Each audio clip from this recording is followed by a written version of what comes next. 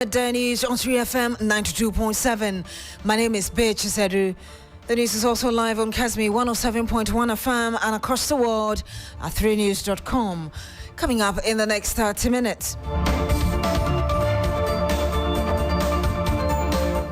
Convener of Democracy Hub, Baka granted bail in a sum of 20,000 Ghana cedis after 3 unsuccessful attempts. We'll bring you details. Also coming up on the program, we stay in the court where there seems to be a glimmer of hope for the People's National Convention as it seeks to overturn its disqualification from the upcoming December elections. We'll tell you what happened in court today. And much later on the program, wood workers at Sokoban Wood Village threaten to stop paying market tolls. We'll tell you why.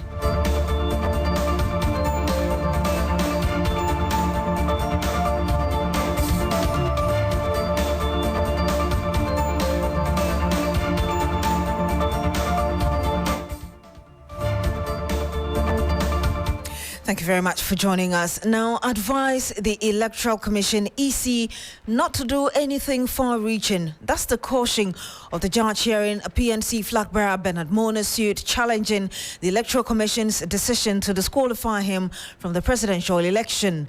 Bernard Mona is seeking, among other reliefs, an order restraining the Electoral Commission from embarking on any activity relating to the presidential election until he is declared as, quote-unquote, duly nominated candidate and allowed to contest the elections. Lord Adu is our court correspondent. He's been in court for us. He joins us live on the line. Lord, can you update us on proceedings in court on this PNC suit? If you can hear me kindly, come again. I can barely hear you. The line is I was asking you to give us an update of what transpired in court. Right, so basically, the lawyers of the PNC presidential candidates were going to move, they actually moved their application, hoping that the court would give an order restraining the Electoral Commission, essentially from taking their names out of the sheet and all the other orders. But the Electoral Commission had no representation. They were not in court today. Now, there are two arguments that lawyers of Bernard Mona were making. One was that after submitting their forms, the Electoral Commission did not exactly indicate which errors that they claim Bernard Mona made during the filling out of the form. And then, secondly, they were not given an opportunity to rectify these errors. And so he was praying the court to give an order to this effect. But from everything that was said, the lawyer for the Electoral Commission indicated that that could not be the case because from the allegation that was submitted, that was done. But at that point, when he was asked whether the copy of the resubmitted form that Bernard Mona made to the EC president, he indicated that he did not have that copy until he prayed for a short adjournment to be able to dash to the EC office to grab that. But that was not granted. Instead, the judge adjourned the entire hearing to next week, Monday, to rule on the matter of the applications that have been filed by the PNC and Bernard Mona. Lord Adu, I want you to hold on because there's another issue in court you're following and we'll be coming to you very shortly on that. Just hold on for us. We do have on the line with us the plaintiff, as it were, Bernard Mona, the PNC flag bearer. He joins us live on the line. Good afternoon to you, sir. Thank you for joining us. Hello, Mr. Mona. Hello. Yes, if you can hear us. Good afternoon to you. Thank you for joining us on the Midday News. Good afternoon. Are you able to tell us how you interpret how things transpired in court for you today? How I interpret what? What transpired in court today? Well, I think it was a very simple issue. The judge wanted some clarifications on some issues because, as you are aware, the Electoral Commission said that we had incomplete particulars of our supporters, and we corrected them. The Electoral Commission now in disqualifying us, said that there were several errors and omissions without particularizing what type of error. Then when they went to court, the affidavit was talking about look-alike signatures and the basis of which they have to disqualify us. So the judge asked the question, and my lawyer clarified that the Electoral Commission has no locus whatsoever to determine whether a signature is a look-alike or it's not a look-alike. Appropriate institutions are there, and the Electoral Commission cannot act whimsically and use that and say they are disqualifying us. The second important thing that the judge wanted to know, which my lawyers clarified, was that were we given a chance to look at the errors? And it was evident that we were not given any chance whatsoever to look at the so-called several errors and the omission, because what we were subjected to was the incomplete particulars of our supporters, as is captured in the 7 pages that they gave us, which we corrected. So therefore, the issue of natural justice has been breached.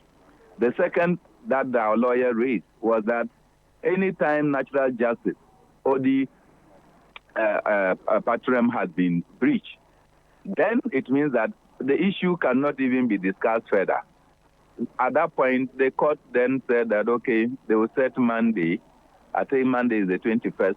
Yes, October 21. Yes. Yeah, so they will set Monday for its ruling. But importantly, when I drew my lawyer's attention that the EC was going ahead with its processes, contrary to our relief regime, our counsel drew the attention of the court, and court advised the Electoral Commission, in fact, told the Electoral Commission's lawyer to tell their client to desist from carrying on with any further processes until the case is fully determined. But the court and we are restored.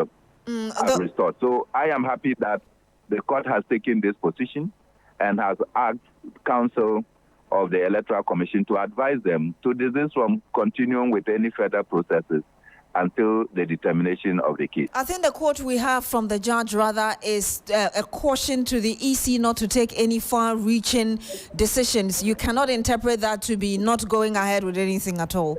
He told them that they know the implication. They should advise the EC accordingly. To advise the EC accordingly, if you look at our relief G, it says that the EC should cease from proceeding with printing of ballots and any other processes until I am restored.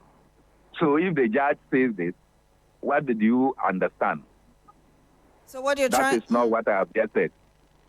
What you're trying to say is that on the 21st of October, when the charge comes back or the court resumes to give its full judgment, you expect that to be reinstated. That's what you're claiming by your interpretation of what happened. You can just glean that the EC had no case, and that is why at a point they even requested for 2 hours so that they can bring in the completed and corrected version of my form for the judge to see whether what the EC claim we have not done. And rightfully, my lawyers requested that whatever you are giving to the judge, we must see, because we know what corrections we did on the form.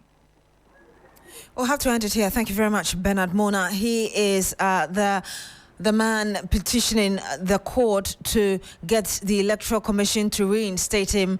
He's challenging his disqualification from the presidential election. We stay in court because convener of the anti-Galamsey protest organized by Democracy Hub, Oliver Baka has been granted bail in the sum of 20,000 Ghana cedis. Oliver had initially been denied bail 3 times by both the High Court and the Circuit Court while being shuffled from police custody to the hospital over ill health. He's been in detention for the last 22 days. Baka was arrested during a demonstration against illegal mining locally known as Galamsey.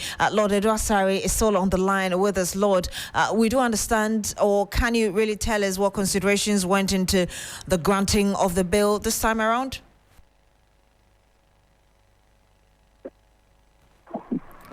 Yes, I was asking whether you can tell us what the judge considered before Baka was eventually granted bail today.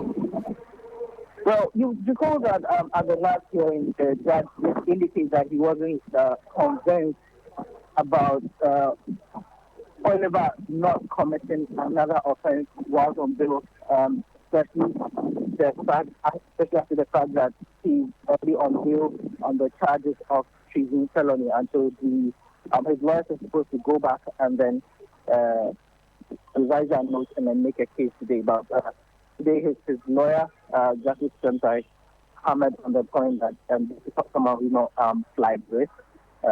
He's been appearing before the court since the case started as far as the treason felony is concerned. It hasn't been happening so far, considering his health issues and all. He doesn't turn up in court when the case is called, and so it was all considered by the presiding judge. And then the figure says that after granting the 20,000 bail with security, the judge also indicated that Oliver is supposed to appear before, supposed to report to the police twice a week. That is for Oliver Beatrice. Lord, when is he back in court? So at the circuit court, the next hearing is 22nd. And then so the weekend back, you recall that some judges appeared on Monday, and the next one is supposed to appear on 22nd, and another on 30th. So that's how things are looking. Thank you very much, Lord Odwasari, bringing us updates on the granting of bail to Oliver Baka, lead convener for Democracy Hub, as well as that story regarding Bernard Mona seeking the court's help, as it were, over his disqualification from the 2024 presidential elections. Some 12 minutes past the hour of 12. This is the Midday News on 3FM 92.7. When we come back, we'll tell you why woodworkers at the Sokoban Wood Village have threatened to stop paying market tolls. Big money, money, money. Want more money, more moolah, more kudi, more sika, or more l'argent? Yes. Then win more moolah with 30 Ghana Cedis free credit when you play Game Park's Pick 1 and Pick 4 games for the first time. How? Just dial *946# or visit the nearest Game Park agent to play, get your first bet, and win on us with a 30 Ghana Cedi welcome bonus. Oh, yes. It's all about the moolah. Win more moolah with Game Park today. Go to GameParkGames.com for more information. Game Park is licensed by the NLA. Play responsibly. Not suitable for persons under 18 years.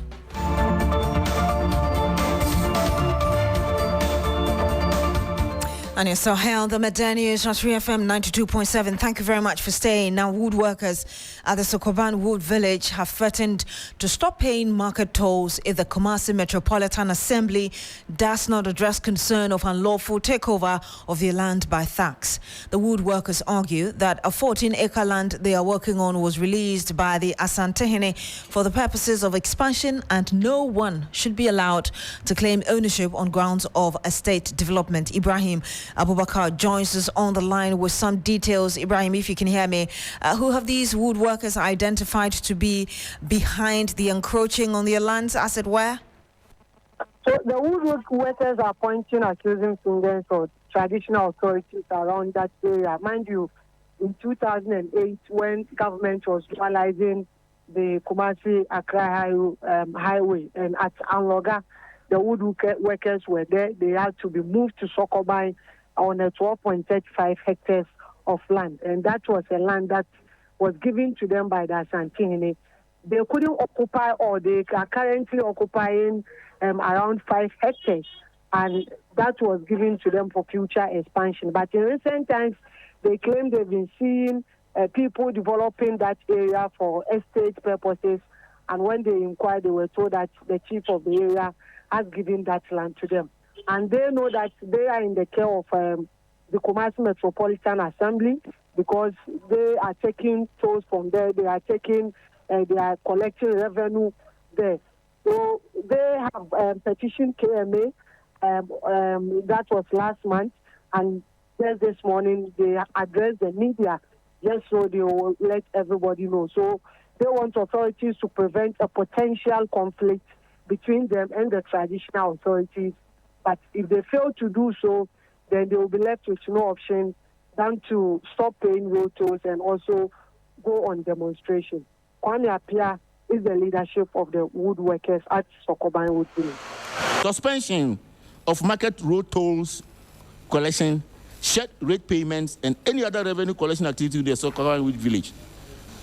The Wood Village Workers Association will also embark on a demonstration, which will be announced in due course if the above actions do not move the KMA to resolve the matter as quickly as the leaders of the association would want.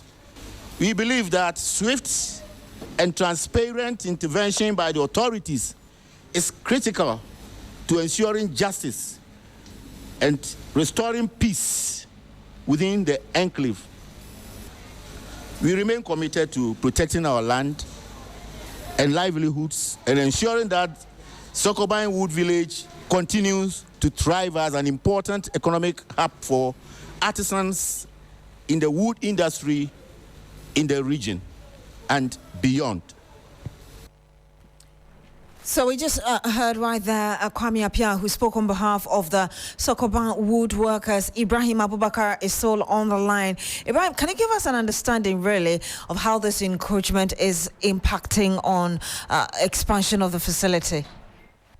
So, like I said, currently they are occupying just 5 hectares of the land, and they said that this was given to them for future expansion. So now they've gotten some development partners who intend to create more sheds because of the growing number of woodworkers in the area. And also, even some traders have started occupying portion of the road. But they said just 2 months ago, when they even began the expansion process, all the 1,000 structures were pulled down. And when they tried to inquire, they didn't get any positive answer. So this means that most of them will be left home because they wouldn't have sheds to be occupying when it comes to the expansion. But we tried to engage KMA on this issue. They said it has come to their attention and they are currently in talks with the traditional authorities so that they restore peace in the area. And before you go, very briefly, can you tell us really, I'm going to ask you 2 questions in one. First, the response from the Kumasi Metropolitan Assembly, and if you could briefly tell us the contribution of this village to the local economy of the area. Well, so KMA says it has come to their attention, and like I said, they are currently in talks with the traditional authorities to restore calm, because currently you go there is brewing tension. But when you look at the contribution of Sokoban Wood Village to Kumasi in its entirety, this is the largest wood village that we have within Kumasi, and thousands of workers are there. So it is also creating more jobs for the artisans there, and also KMA will also tell you they are getting more revenue from that enclave because of the number of workers there. So it is contributing hugely to the economic activity within Kumasi and its surroundings. Thank you very much. Ibrahim Abubakar reporting live from the Ashanti region. Now, the decision by the majority group in Parliament to go to court over the minority's call for the Speaker to declare 4 seats vacant has been greeted by mixed reactions. Now, you recall that the former minority leader, Haruna Idrisu, asked the Speaker of Parliament, Alban Bagbin, to declare 4 seats, including Suhum and Amenfi Central, vacant over the individual's decision to go independent. Mr. Bagbin has requested for more time to decide on the motion filed by the Member of Parliament for Tamale South, Haruna Idrisu, for the declaration of the seats of 4 members of Parliament vacant. And we'll bring you the latest on this from the House. But first, here is exactly what Alban Bagbin said. And I think I need time to go through them, because what I believe is that do unto others as you want others to do unto you. And when you plant evil, you reap evil. And so I want to take a few days to submit a reasoned ruling in this matter. I see that this is not only an urgent matter, but a very serious national issue. And you heard the Speaker of Parliament, Alban Bagbin. We'll go to the House and bring you the latest on that. But ahead of that, the leader of the Movement for Change, Alan Kweju-Tremanting, is touring the Greater Accra region. With some 2 months to the general election, Alan says he's confident of winning the upcoming elections. Joseph Armstrong is with the team. He joins us live on the line. Joseph, can you tell us more of what Mr. Tremanting has been telling the electorate? We lost Armstrong on the line, but we can go to Parliament now because Noble Crosby Annan. Okay, Armstrong is back on the line. Armstrong, can you tell us more of what Alan Tremanting has been saying? Yeah, hello. Armstrong, we can hear you. Please tell us more of what Alan Kweju-Tremanting has been telling the electorate. Yeah, so the Alan team currently are touring 4 different regions. Alan himself currently is based in the Kumasi and with his wife in the Eastern region, and we also have his VIP in the Western region, and then here in Accra we have Boniface Baka or Sadiq, also as well as Hobson Adoye touring the Zongo communities here, and with Boniface saying that he's going to do everything possible as a Zongo person himself to ensure that the Movement for Change gets the maximum votes ever within the Zongo community, and for them, so far as the Movement for Change is concerned, they are going to break the back of the NDC and the MPP, and come December 7th, they will meet as the winner of the election, which they are hoping that to go into a runoff, after which they, as Movement of Change, will now contest against either the NDC or the MPP. What has been the reaction of the people he's been speaking to?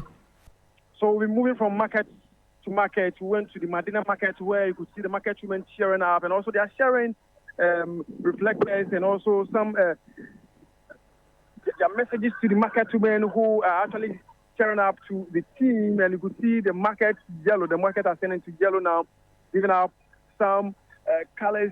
You know, the Movement will change their color is yellow, and the entire market just looks yellow now. And for the market women, they are hoping that people will consider Alan and vote for him so that they will do away with the NDC and MPP. The cheering up is massive from the Madina market to move to other zone communities within the Madina here towards Adenta. Currently from here, we are moving to the Ashaman constituency where they are hoping to engage with other communities and Zongo communities over there. Thank you very much, Joseph Armstrong. He's following Alan Kweju-Tremanting and his Movement for Change team. Now, the Coalition of District Assembly members has petitioned the Office of the Special Prosecutor to conduct investigations into property rates collected by the Ghana Revenue Authority and Digital City Solutions Limited since the beginning of 2023. The group says that the involvement of the GRA in the collection of property rates raises significant concerns as it contradicts Section 144 of the Local Governance Act 2016, Act 936, which gives exclusive authority to the district assemblies to collect such levies. The coalition at a press briefing in Ho also said that checks so far have revealed deep financial improprieties and non-compliance by the Ghana Revenue Authority and Digital City Solutions Limited to the terms of the agreement.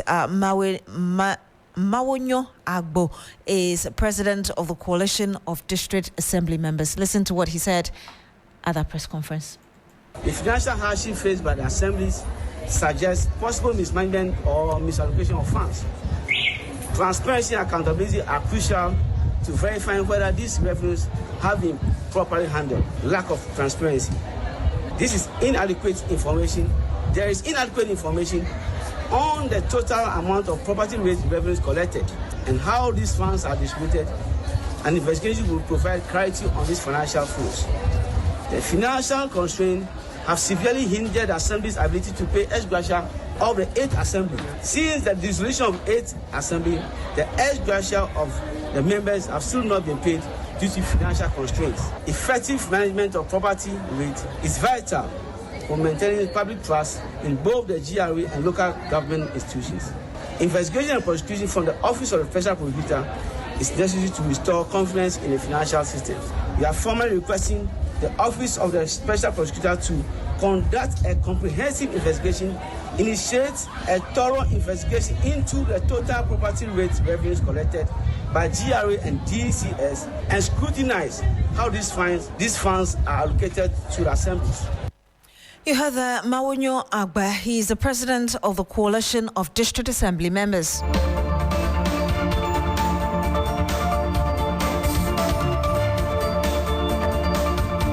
And you're still here on the Midday News on True FM 92.7. Let's bring you some more.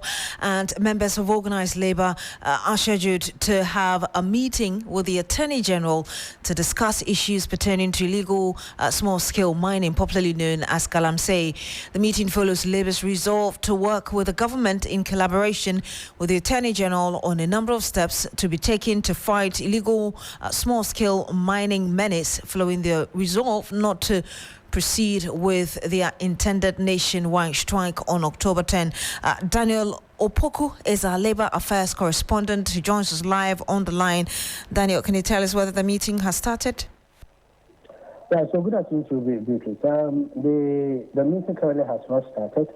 They intended to start around 10 a.m., but unfortunately, then they have to change the time. And it's basically between the Chief Justice and also the Attorney General and leadership of organized labor, so not entire organized labor, but the leadership, they have decided to meet the Chief Justice and also the Attorney General. Basically has to do with the galamsey, which you rightly pointed out. And it was one of the major recommendations that the President made. They need to set up courts. About 14 courts are expected to be set up, 7 high courts and 7 circuit courts are to be set up after the recommendations that they agreed for them to call off the nationwide strike. So it's something that on the Labour front we are still monitoring, and we are hoping that they'll be able to have an agreed time also when the meeting will take. And usually such meetings are done behind closed doors, and that has become a bit of a difficult. But we are still monitoring the system to see how Labour will be able to, and also include the Chief Justice and Attorney General, will be able to resolve the problem. What more do you think we can expect from this meeting? Right, so one of the major things that we can look at for this meeting, we will put to an end as to the fight by organized labor, because already we know other labor unions, for instance, UTAG is still on strike basically on the galamsey issue, thinking that government has not been able to show a lot of commitment, government has not been able to put a moratorium. So going forward, when labor is able to conclude and meet with the Chief Justice, then that will lead to the setting up of those courts, the circuit courts and also the high courts, that all those who are found culpable within the galamsey space, within the small-scale mining space, are likely to be prosecuted. And that actually will really send some kind of satisfactory or some kind of satisfaction. Labour will actually be satisfied with this particular directive or initiative if the Chief Justice is able to roll out that. Thank you very much, Daniel Opoku.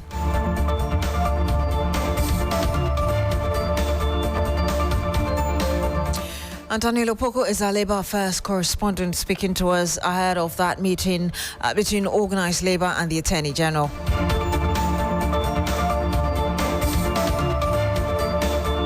And that's it for the news here on True FM 92.7. My name is Beatrice Adu. Thank you very much for joining us today. Log on to TrueNews.com for more news. Have a good afternoon.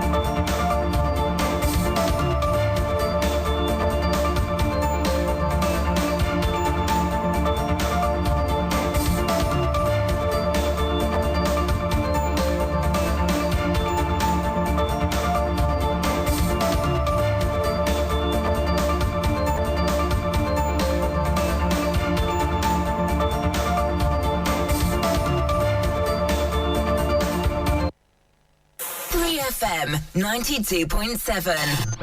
Urban Lifestyle Radio Station.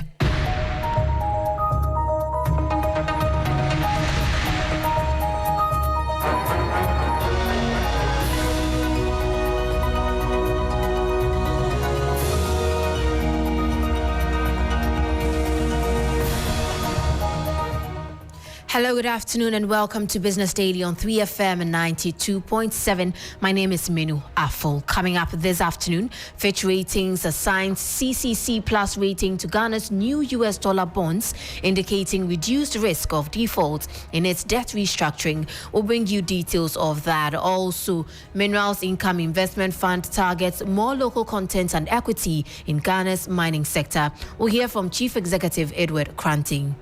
Every single mineral type that we invest in has to be listed on the Ghana Stock Exchange. That gives an avenue for locals to buy or have a stake in these companies. My name is Minu Afol again. We'll bring you details of these and more shortly. Please stay.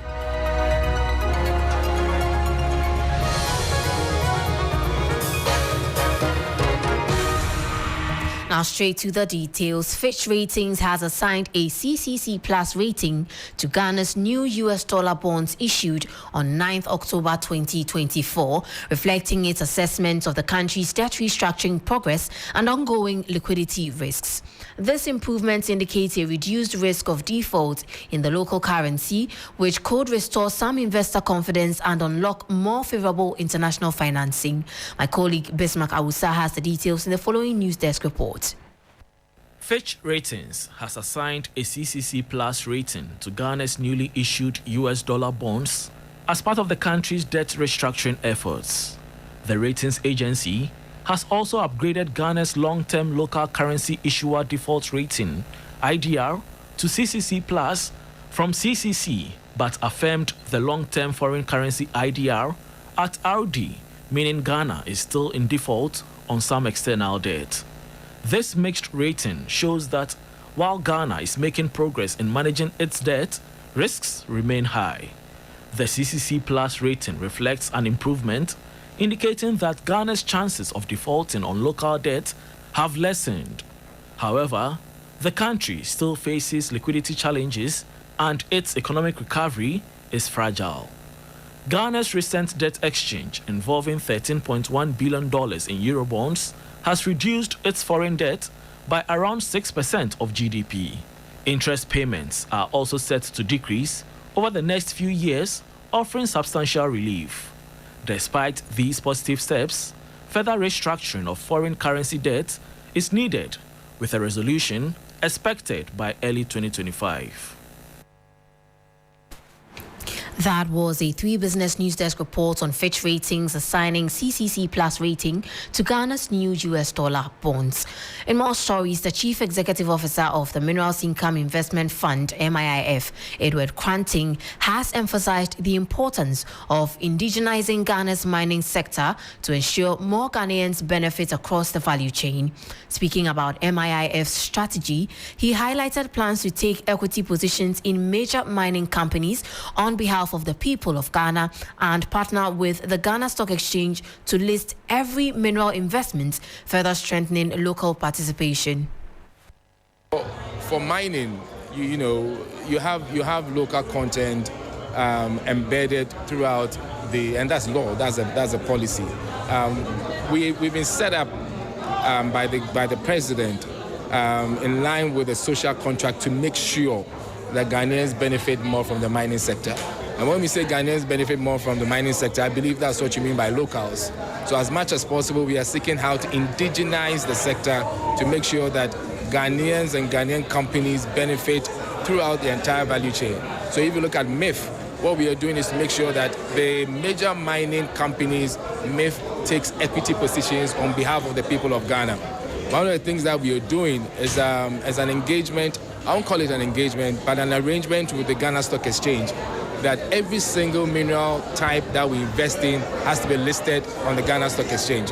That gives an avenue for locals to buy or have a stake in these companies.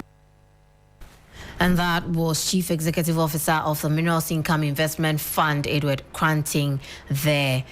Let's shift your attention now to the Chamber of Agribusiness Ghana, as it has condemned the government's recent initiative to provide food grants to farmers impacted by the prolonged dry spell.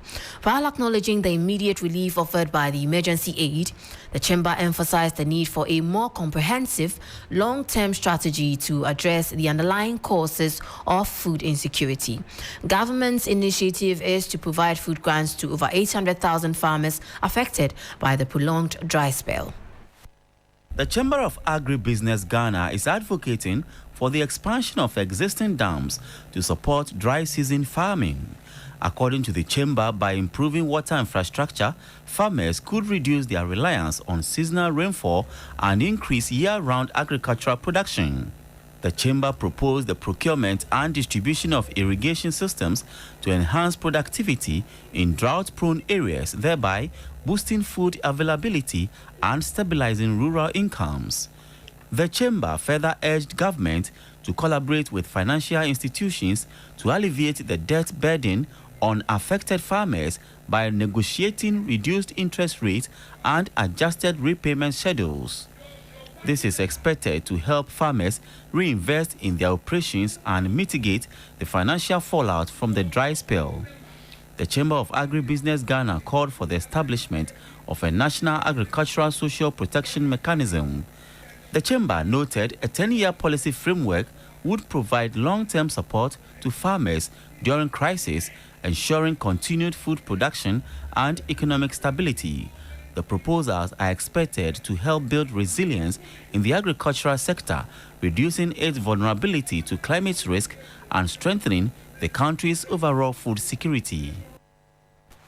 That was a 3 Business News Desk report on Chamber of Agribusiness Ghana calling for sustainable solutions to food security.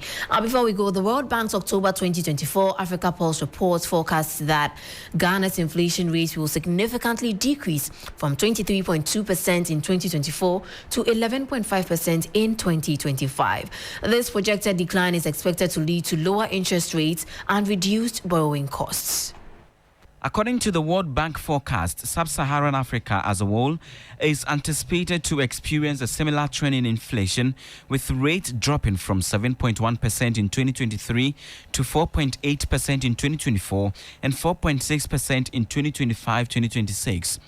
The report attributes this decline to factors such as stabilized commodity prices, eased supply chain disruptions, tighter monetary and fiscal policies, and more stable currencies. While the slowdown in inflation is widespread across the region, with 70% of countries expecting lower rate in 2024 and nearly 80% in 2025, inflation levels in 3/4 of these countries are still projected to exceed pre-pandemic levels. The World Bank's October 2024 Africa Pulse report further highlights the disparity in disinflation dynamics between low and high inflation countries within Sub-Saharan Africa. Most countries are experiencing low and decreasing inflation rate, while approximately 30% are grappling with high inflation that has either peaked or is still rising.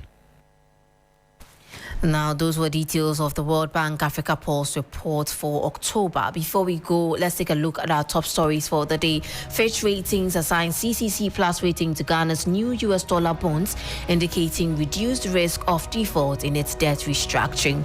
Also, Minerals Income Investment Fund targets more local content and equity in Ghana's mining sector.